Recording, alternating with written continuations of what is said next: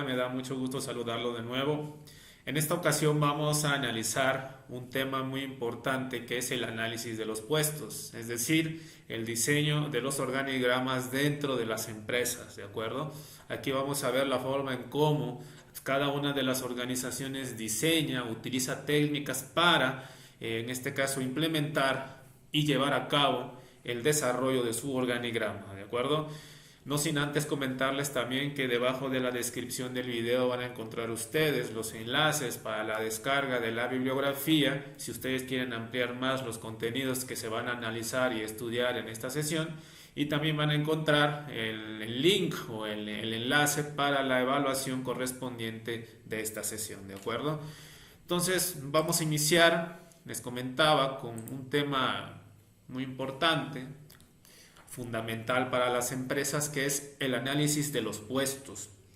Esa forma, ¿no?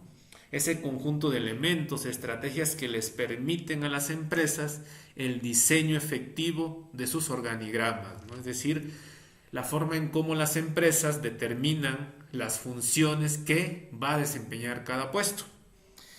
Ok, ¿por qué es importante o qué es el análisis de puestos, ¿no?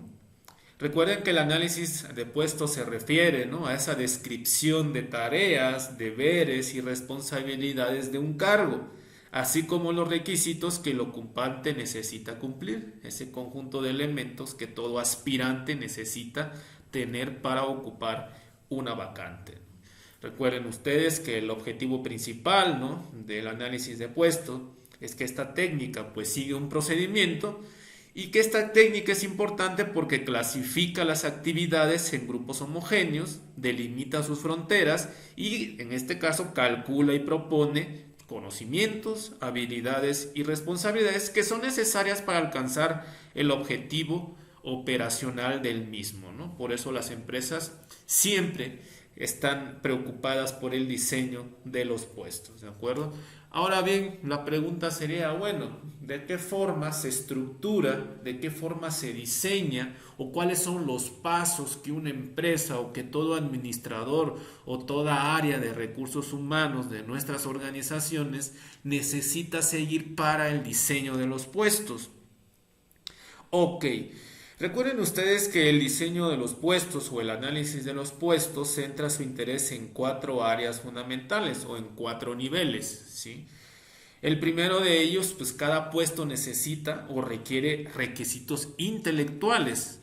Recuerden ustedes que los requisitos intelectuales tienen que ver con las exigencias del cargo en lo referente, ¿no?, al conjunto de elementos intelectuales que el empleado debe poseer para desempeñar el cargo de manera adecuada. Por ejemplo, una experiencia básica, ¿sí?, iniciativa, un conjunto de aptitudes, etcétera, ¿no?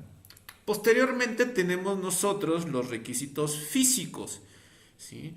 Si ustedes recordarán, los requisitos físicos tienen que ver con la cantidad y la continuidad de energía y de esfuerzos físicos y mentales requeridos y la fatiga provocada, así como la constitución física que necesita el empleo para desempeñar el cargo adecuadamente.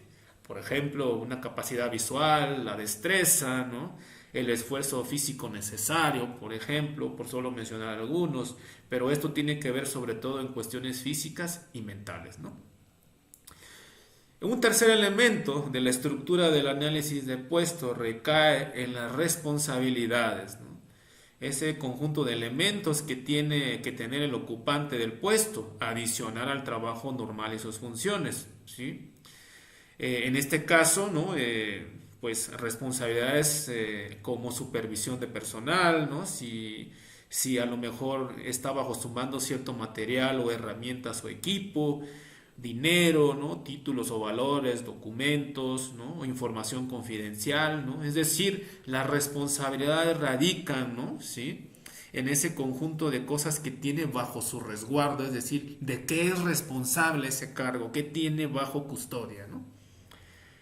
El cuarto elemento tenemos las condiciones de trabajo. Las condiciones de trabajo se refieren a esas condiciones ambientales del lugar donde se desarrolla la actividad laboral, ¿no?, y sus alrededores, ¿no?, que pueden hacerlo desagradable, molesto o sujeto a riesgos, lo cual exige que el ocupante del puesto se adapte para mantener su productividad y rendimiento en sus funciones, ¿no? Por ejemplo, riesgos de trabajo, ¿no? Que siempre hay en las empresas y que también les exige a cada una de las empresas, a cada una de las organizaciones contar con ciertas políticas de seguridad y también de higiene. ¿De acuerdo? Ahora bien, ¿qué herramientas o qué técnicas utilizan las empresas para el diseño o para estructurar, ¿no?, el análisis de los puestos? ¿Sí? Yo creo que las más usuales, las más recomendables son tres, ¿no? Tenemos primero, ¿no?, para recolectar los datos de cada puesto, el primer método es la observación directa. ¿Sí? Aquí el análisis del cargo, ustedes recuerdan, se efectúa observando al ocupante del cargo de manera directa y dinámica, en pleno ejercicio de sus funciones, claro está, ¿no? Mientras el analista o la persona que está haciendo la descripción va anotando los datos claves de su observación en una hoja de análisis de cargos, ¿no? Digamos que es más de vista, ¿no? Hay que verlo, ¿no? La segunda técnica, el segundo método, estamos hablando del método del cuestionario, ¿no? Recuerden que para realizar este análisis se solicita al personal que realice un cuestionario de análisis de puesto y registre todas las indicaciones posibles acerca del mismo, su contenido y sus características, ¿no? Prácticamente es entregarle a la persona que desempeña un cargo y que describa, ¿no?, o que vaya seleccionando las actividades que va realizando de un conjunto de preguntas de un cuestionario. ¿Sí? Finalmente, el método de entrevista. Pues muy sencillo, ¿no? Se le pregunta directamente al ocupante, ¿sí?, diferente al cuestionario, claro está, que se le entrega una hoja y que él vaya señalando. Aquí se le pregunta, ¿sí?, al ocupante del puesto, ¿no? ¿Sí? Y si está bien estructurada esta entrevista, pues se puede obtener información acerca de todos los aspectos del cargo, su naturaleza y la secuencia de las diversas tareas que comprende el puesto. ¿De acuerdo? Entonces, digamos que son las tres técnicas más importantes o más usuales, ¿no?, o que comúnmente realizan las empresas para el análisis de los puestos. ¿De acuerdo?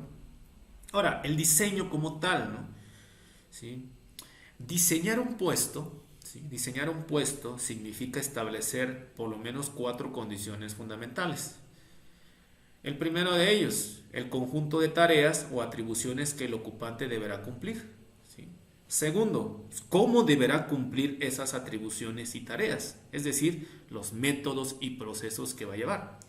Número 3, a quién deberá reportar el ocupante del cargo, la parte de la responsabilidad, recuerden. Y cuarto, a quién deberá supervisar y dirigir, es decir, él o el ocupante del puesto, a quién dirige, ¿no?, o sobre quién tiene cierta autoridad. ¿Sí? En el fondo, y en términos generales, el diseño de los puestos representa el modelo que los administradores emplean para proyectar los cargos individuales y combinarlos en unidades, departamentos y organizaciones. ¿Sí? En términos generales es eso, ¿no?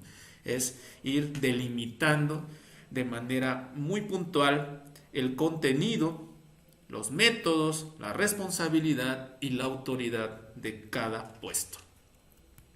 Finalmente, es necesario hablar de un elemento que hoy en día está, pues, en este caso aplicándose en muchas empresas. Estamos hablando del enriquecimiento de puestos. A veces tenemos la idea de que los puestos como tal, cuando se definen sus contenidos, sus métodos, su autoridad y su responsabilidad, siempre se van a mantener así. Pero no, hoy en día y las nuevas tendencias de la administración exigen que los puestos incrementen sus actividades, ¿no? Es decir, se enriquezcan, ¿sí? La manera más práctica y viable de adaptar el cargo al crecimiento profesional de los empleados, pues es el enriquecimiento de los puestos. En otros lugares, ¿no?, como en Europa se llama ampliación del puesto, que pues más que nada consiste en aumentar de manera deliberada, es decir, no es aumentar mucho, ¿no?, sino gradualmente objetivos, responsabilidades y desafíos de las tareas del puesto.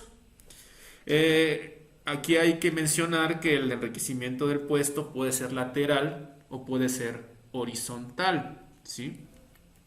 Con la adición de nuevas responsabilidades del mismo nivel, o puede ser vertical con la adición de nuevas responsabilidades de nivel cada vez más elevado, ¿no?